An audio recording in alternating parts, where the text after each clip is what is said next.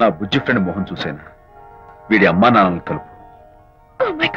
బాబు నీ దగ్గర ఉన్నాడా? ఎవరైనా ఎత్తుకుపోయారేమోనని కంగారు పడిపోయాను. సారీ, బాబు నీకివ్వను. రేపు బాబు పెద్ద అయ్యాక నా కాలర్ పట్టుకుని ఒరే ఫ్రెండ్ మా నాన్న ఏడ్రా అంటే నేను ఏమని సమాధానం చెప్పను. అందుకని బాబు నీకివ్వను. నీకు ఇవ్వను. రేపు మా అమ్మ ఎక్కడైనా అడిగితే సమాధానం ఏం చెప్పను.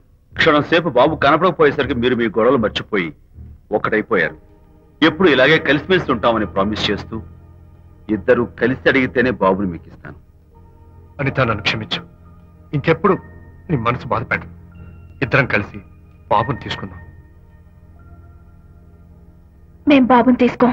అదేంటి ప్రకాష్ రియలైజ్ అయితే నువ్వేంటి రివర్స్ అయ్యావు? తీసుకోవాలంటే నాదో కండిషన్.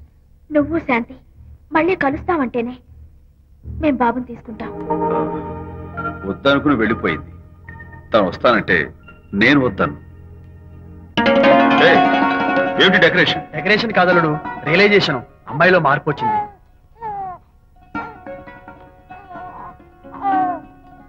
అనిత, మీ ఫ్రెండ్షిప్ నా అర్థం చేసుకున్నాను.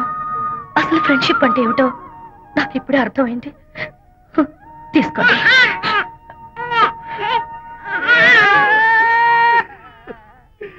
నాన్న, హరిగారంటే ఎమోషన్ ఆపుకోలేక ఏడుస్తుంటాడు, అర్థం ఉంది. నువ్వెందుకు నాన్న ఏడుస్తున్నావు? ఈ శుభ సమయంలో మీ అమ్మ కూడా ఉంటే. అవును, గుర్తొచ్చింది. నువ్వు మా అమ్మను కొట్టావా? కొట్టలేదు. నువ్వే మగాడివి. కొట్టాను.